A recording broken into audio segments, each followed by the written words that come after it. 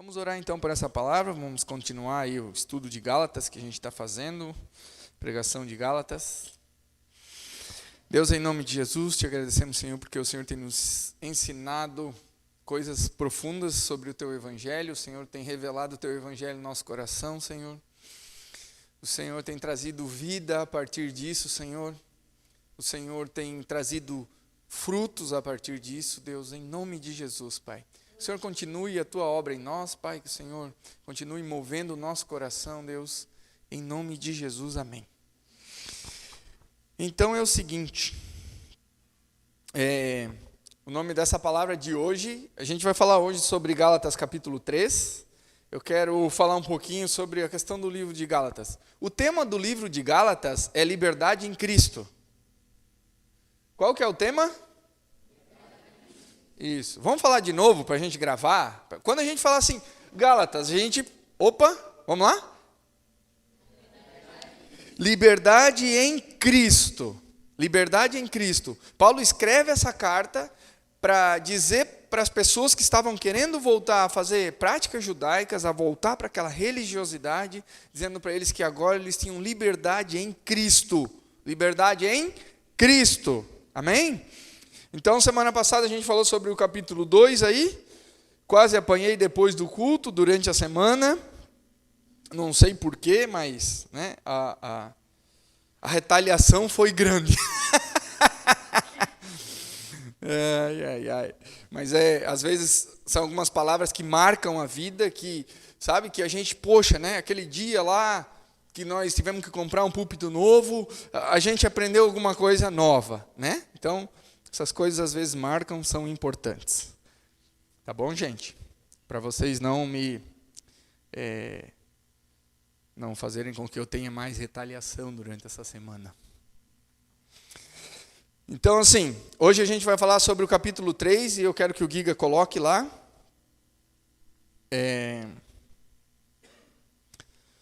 Capítulo 3 ali, a gente vai ler alguns pedaços aqui, não tudo.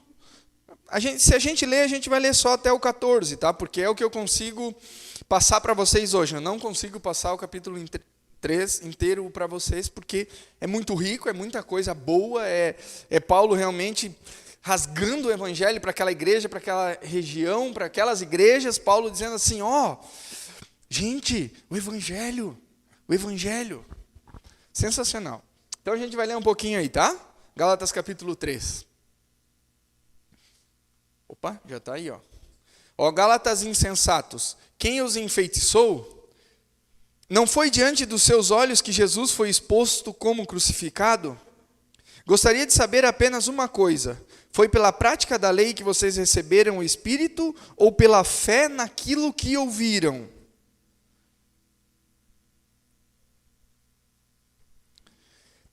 Será que vocês são tão insensatos que, tendo começado pelo Espírito, querem agora se aperfeiçoar pelo esforço próprio? Eu acho que Paulo ele começa esse capítulo 3. Pesado, né, gente?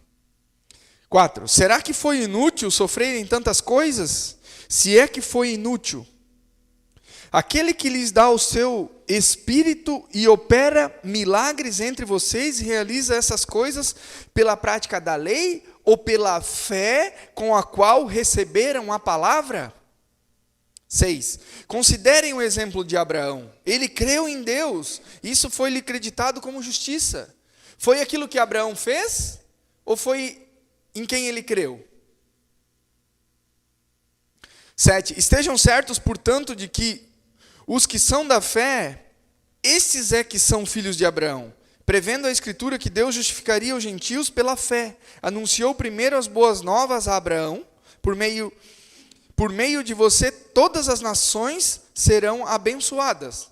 Deus fala para Abraão, né? 9. Assim os que são da fé são abençoados junto com Abraão, homem de fé. A gente vai entender por que Paulo puxa Abraão aqui. Já os que se apoiam na prática da lei estão debaixo de maldição, pois está escrito, maldito todo aquele que não persiste em praticar todas as coisas escritas no livro da lei. Qual que é o tema do livro de Gálatas?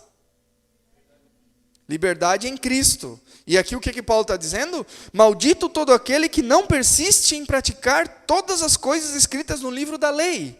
O que Paulo está dizendo? Não é pela lei que vocês serão libertos.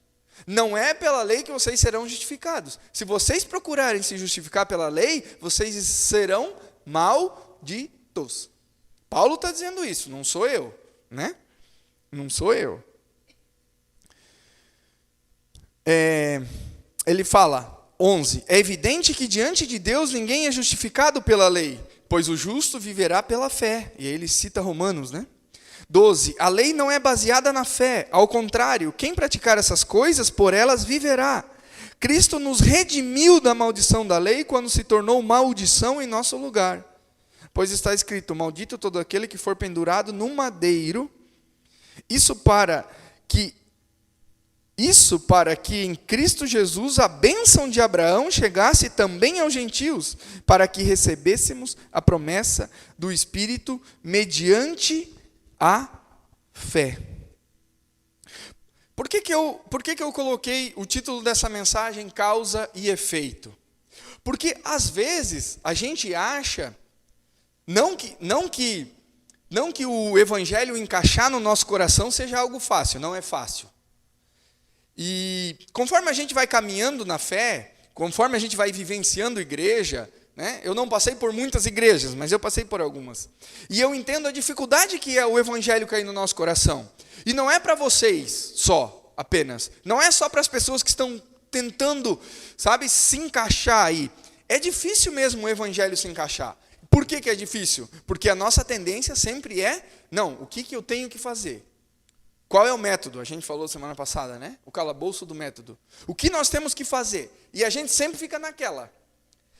E quando o evangelho ele começa a entrar no nosso coração, que a gente começa a entender isso que Paulo está falando aqui, ele está dizendo que pela lei, ou por aquilo que a gente faz, pela nossa própria justificação, nós estamos condenados. Nós seremos malditos por isso.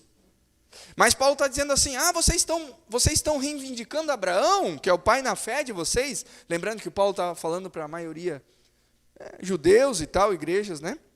Estavam querendo voltar à prática judaicas. Vocês estão reivindicando Abraão, que ele é o pai na fé de vocês, porque o sangue de vocês vem de Abraão. Olha, eu vou dizer para vocês, Abraão creu, por isso que isso foi lhe acreditado como justiça. Não foi por causa do sangue dele, mas foi por em quem ele cria, quem que ele estava acreditando. E o evangelho, ele começa a entrar no nosso coração e a gente começa a entender, né? Tá, o que é o evangelho? O evangelho e eu não canso de repetir isso, porque isso precisa cair no nosso coração. O evangelho é um Deus que se fez carne, veio aqui, viveu de uma maneira santa, foi crucificado, morreu na cruz e levou naquela cruz todos os nossos pecados. Ele pagou por nós, naquela cruz, todos os nossos pecados. Mas a melhor parte é que esse Deus, ele não ficou morto na cruz, ele ressuscita, porque ele venceu a morte, e por isso ele nos trouxe vida. Isso é o evangelho. Só que a gente às vezes pensa, né? Não, o evangelho é um primeiro passo, depois a gente passa a seguir coisas, depois a gente passa a seguir métodos, ou tentando ser melhor. Sim, é verdade. Só que o evangelho, ele não é apenas uma porta que a gente passa e aquilo passa a ser um estágio que a gente, uma fase que a gente passou. Não é apenas isso. O evangelho, ele fica na nossa vida, ele fica determinando coisas na nossa vida, e ele passa a ser o efeito, ele passa a ter um efeito de coisas práticas em nós. Por isso que ele reivindica Abraão. É necessário a gente entender o evangelho não como apenas uma fase que a gente passa, mas que ele vai ter força, ele vai criar efeitos na nossa vida inteira. Amém? Então, entender o evangelho não é o começo da nossa vida com Jesus, é a nossa vida com Jesus. Entendeu isso agora? Amém? O evangelho não é o começo da nossa vida com Jesus. O evangelho é a nossa vida com Jesus. Perpassa por toda a nossa vida cristã. E o evangelho, ele passa a gerar efeitos em nós. Por isso que é causa e efeito. Qual é o nome dessa palavra? Causa e efeito.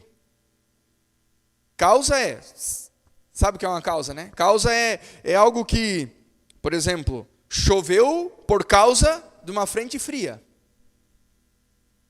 Eu estou aqui de casaco por causa que é frio. Porque é frio. Então a causa de eu estar aqui de casaco é porque é frio. Então é causa e efeito. O efeito é eu estar de casaco. O evangelho é causa na nossa vida, que é algo que entra no nosso coração, que nós passamos a entender, não sou eu, é Cristo que faz. E isso vai gerar coisas em nós, vai gerar práticas em nós, vai gerar vida em nós, vai gerar milagres em nós, conforme Paulo fala aqui. Vai gerar santidade em nós, vai gerar justificação em nós, e vai gerar essas coisas. E gerar liberdade, porque o tema da carta é liberdade em Cristo. O Timothy Keller, ele fala, né? O evangelho nunca fica para trás na vida do cristão. Por quê? Porque a vida do cristão é o evangelho. Ele nunca fica para trás. Esse estágio eu passei e agora eu preciso ver coisas novas. Não, o evangelho é coisa nova. O evangelho é novidade de vida. Quando? Todo dia. Sempre. Por quê? Porque Deus muda a nossa natureza a partir do evangelho. Consegue entender? A Bíblia fala que nós éramos filhos de Adão e passamos a ser filhos de Cristo. Então, com o evangelho, ele muda o nosso DNA. Com o evangelho, ele muda a nossa ascendência. Nós deixamos de ser filhos de Adão e passamos a ser filhos de Cristo. Por isso que ele sempre passa. Você não deixa de ser filho do teu pai e da tua mãe. Não deixa de ser. Mesmo se talvez você for adotivo e outra família te adotar, mas o seu DNA vai ser do seu pai e da sua mãe. Por isso que o evangelho nunca fica para trás. Por isso que ele está perpetuando toda a nossa vida, permeando toda a nossa vida, determinando coisas na nossa vida. E é isso que Deus faz.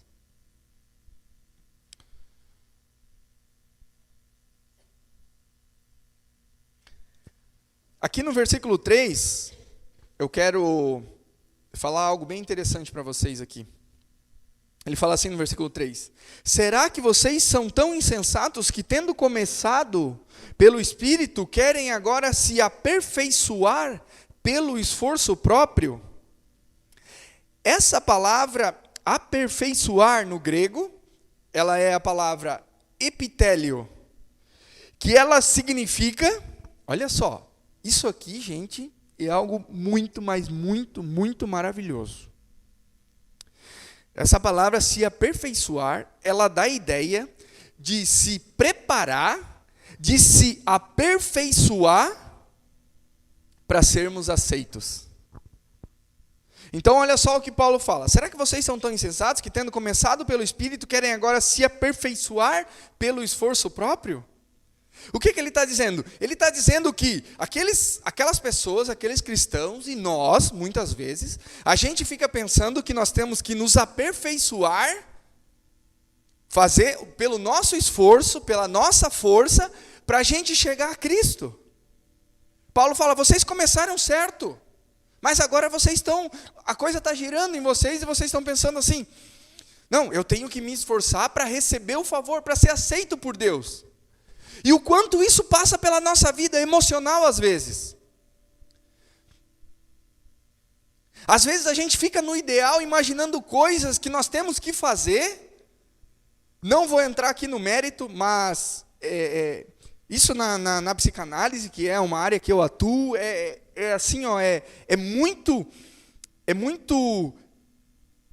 muitos e muitos casos passam por isso. Pelas pessoas se esforçando de uma maneira demasiada, tendo no ideal algo que elas precisam ser, o que elas precisam fazer para serem aceitas pelos pais. Para serem aceitos. E o que a gente faz? A gente traz isso para a nossa vida cristã. E essa palavra ela é sensacional. E Paulo foi muito certeiro naquilo que ele fez. Foi muito cirúrgico nessa palavra que ele usa. Porque ele traz uma palavra e fala para eles assim, ó, vocês não precisam fazer coisas para serem aceitos. Vocês já foram aceitos. Que caia isso no nosso coração. Nós não precisamos nos aperfeiçoar para ser aceito. Nós vamos nos aperfeiçoar porque nós já somos aceitos. Nós não precisamos reivindicar quem é o nosso pai. O nosso pai já é. Nós somos filhos de Cristo. As pessoas às vezes ficam igual um peão assim, ó, girando no seu próprio eixo, tentando achar modo de fazer coisas para serem aceitos pelas pessoas, pelos pais, por aquilo que elas idealizam e trazem isso para Deus. Como se há alguma coisa que a gente possa fazer, que Deus possa achar em nós o favor. Não há nada. Por isso que Ele enviou seu Filho. Porque nós não somos capazes, por isso que Ele enviou Jesus. Porque os judeus não eram capazes, embora eles fossem muito religiosos, de seguir a lei. Eles não conseguiam seguir a lei, eles eram incapazes de fazer isso. E aí Deus manda Jesus para seguir a lei, para cumprir a lei, e a partir disso fechar um ciclo e abrir um novo. Que é um novo em Jesus. Nós cremos em Jesus. Sabe qual é a minha oração? Eu estava orando hoje de manhã por essa palavra aqui. E a minha oração é sempre. E hoje, de uma maneira especial e específica. Senhor, em nome de Jesus, Deus, que o Senhor ilumine o teu evangelho cada dia mais no meu coração e no coração daquelas pessoas, para que todo o tempo que essa igreja, que a Igreja Bússola esteja em Guaramirim, para que ela pregue o teu evangelho de uma maneira mais clara possível.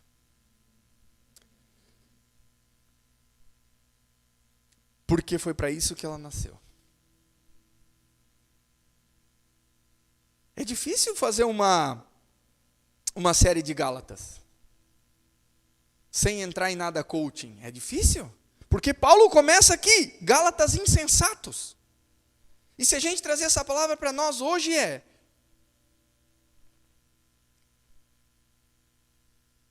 igreja, bando de insensatos.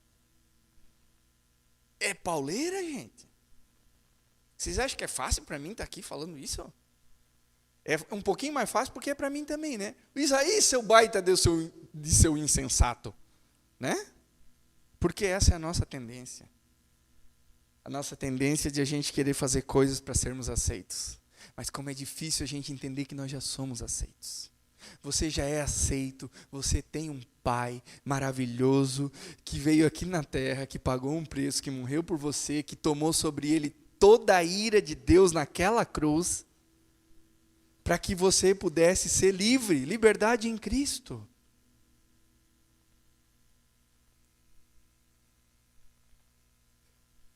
E quando a gente entende que não há nada que a gente possa fazer para ser aceito, e se a gente colocar nisso a nossa esperança, a gente está perdido. A gente está doente emocionalmente, a gente está doente espiritualmente. E isso vai fazer com que gere consequências na nossa vida. O evangelho é uma causa e um efeito. E a falta do evangelho também é causa e efeito. Entende isso? Se o evangelho é causa e efeito em nós, o não evangelho também é. Isso é lógica.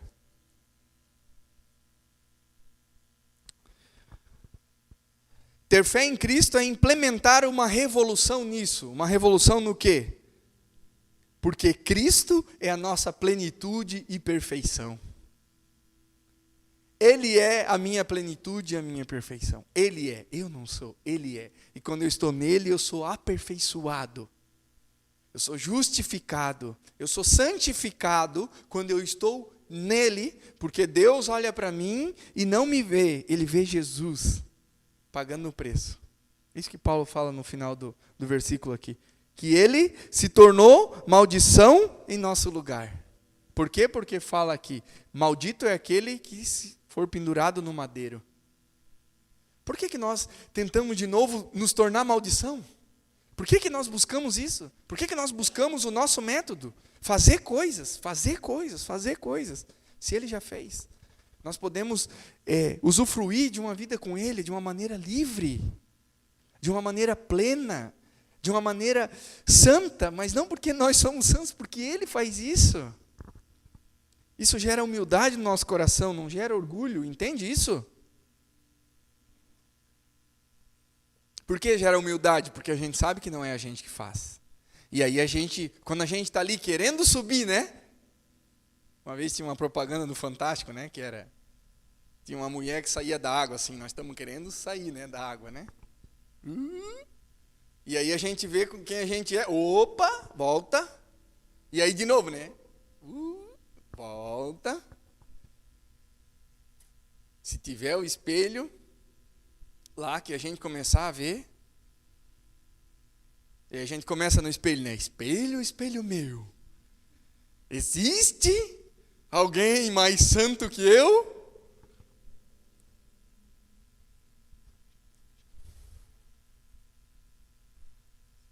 Ainda bem que a gente não tem a capacidade, né, de ver realmente quem a gente é, né? Porque se a gente tivesse, eu acho que quando espelho, espelho meu, sai correndo, né? Porque a coisa é feia. Versículo 5. Aquele que lhes dá o seu Espírito e opera milagres entre vocês, realiza essas coisas pela prática da lei ou pela fé com a qual receberam a palavra? Mas o que ele está falando aqui? Aquele que lhes dá o seu Espírito e opera milagres entre vocês. Jesus. Ele faz isso pelo quê? Por que Jesus faz? Pelo método? E se for assim, nós vamos criar uma cartilha.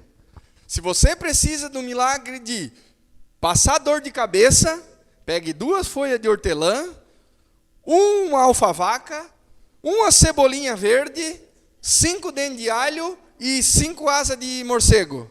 Faz uma poção mágica e daí você ora para ter dor de cabeça. É assim? Não. Não é pelo método. Para dor de cabeça, né? Vai que as que têm enxaqueca aí. Não tem isso.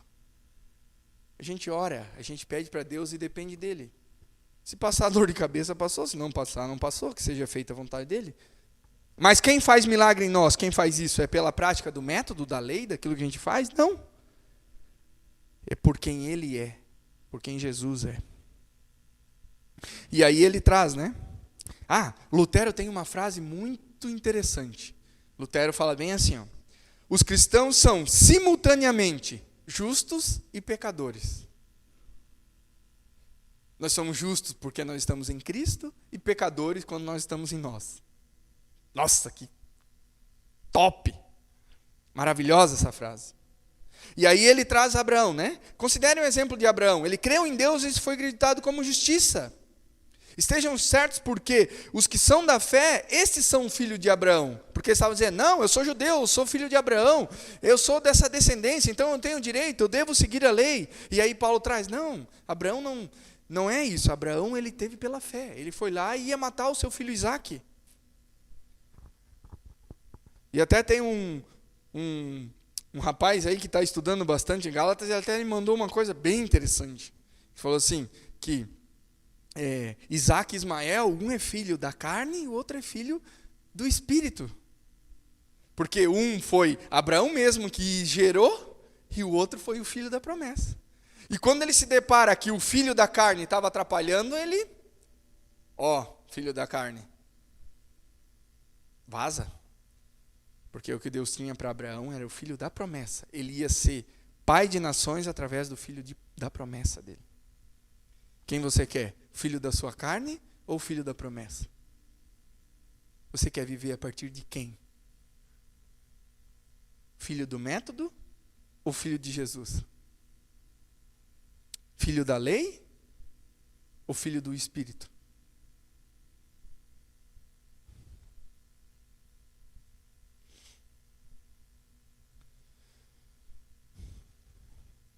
Prevendo a Escritura que Deus justificaria os gentios pela fé, anunciou primeiro as boas obras a Abraão. Por meio de você, todas as nações serão abençoadas. Assim, os que são da fé são abençoados junto com Abraão, homem de fé. São da fé. E aí ele vai, né? No 10. Maldito todo aquele que não persiste em praticar todas as coisas escritas no livro da lei. Nós conseguimos seguir a lei? Nós conseguimos seguir a partir de nós conseguimos ser bons? Nós conseguimos praticar boas coisas o dia inteiro, o tempo inteiro? Não. E aí ele fala, né? Que a lei não é baseada na fé, ao contrário, quem praticar essas coisas viverá por elas, pela lei. Cristo nos redimiu da maldição da lei quando se tornou maldição em nosso lugar, pois está escrito, maldito aquele que for pendurado no madeiro. Isso para que em Cristo a bênção de Abraão chegasse também aos gentios, para que recebêssemos a promessa do Espírito mediante a fé. Aqui tem um negócio interessante também. Eu queria que você pensasse agora sobre... Queria que você pensasse, mas sendo bem franco com você, assim, bem sincero com você, né? Não precisa falar para ninguém, não precisa levantar e dizer para a igreja nada, né? Fica tranquilo. Só responde para você mesmo a seguinte pergunta. Hoje, no que ou em quem a sua vida é baseada? Ao ponto de, se você perdesse isso, você perderia a sua vida. Pensa um pouquinho aí. Se você perdesse alguém, alguma coisa,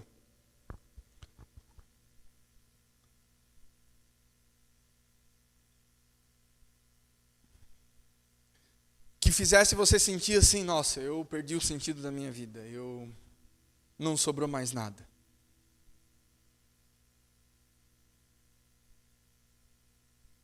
Um dia eu perguntei para uma pessoa, quem é o seu filho para você? Daí ela respondeu para mim, tudo. Daí eu falei assim, então não sobra nada para você?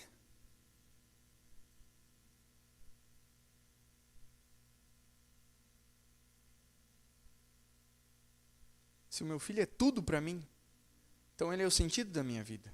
Então quando ele casar e for embora, então a minha vida acabou. E se ele quiser morar na Chile, como diz ele? Ele não fala no Chile, ele fala na Chile. Acho que ele mistura Chile com China, acho que é isso. No que a sua vida é baseada é o sentido da sua vida. E por mais sincero ou não sincero que você seja, eu tenho certeza, ou quase certeza, vamos lá, que o centro da sua vida não é o Evangelho. Assim como, francamente, eu digo para você, o centro da minha não é. Infelizmente. Sabe por quê? Porque eu não dou conta. Porque eu não consigo. Porque muitas coisas me atraem. E eu sei que eu não consigo.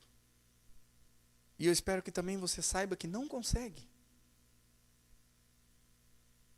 Porque é porque a gente não consegue que a gente depende de Cristo em todas as coisas que a gente faz, em quem a gente é. E é aí que está a questão. Se você foi bem franco e bem honesto consigo mesmo, eu acho que você pensou e eu acho que o Evangelho, que Jesus não é o centro da minha vida.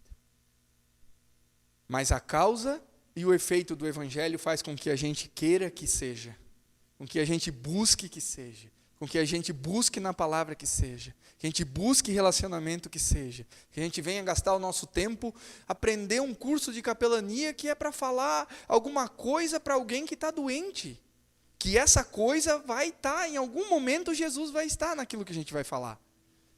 Nós estamos aprendendo o jeito de falar para as pessoas do Evangelho quando elas estão emocionalmente vulneráveis. Para que, quem sabe, naquele momento Deus use. Nós aprendemos da Bíblia e buscamos na Bíblia esperança cada vez mais, para que Jesus se permaneça em nós e cresça em nós. A nossa própria justiça é a nossa maldição. Nosso próprio ato é a nossa maldição.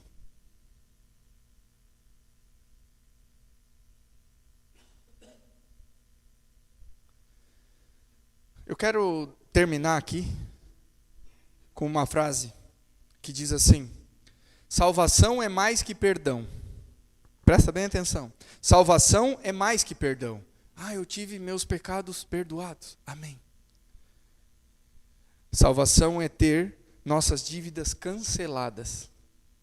Nós somos perdoados e a nossa dívida foi cancelada. Foi esse preço que Jesus pagou naquela cruz. Ele levou com ele todo o nosso pecado, ele levou com ele toda a nossa maldade, e ele cancelou a dívida que nós tínhamos. Tem uma outra carta de Paulo que fala que agora nós temos paz com Deus. Por isso que o mundo não consegue viver paz.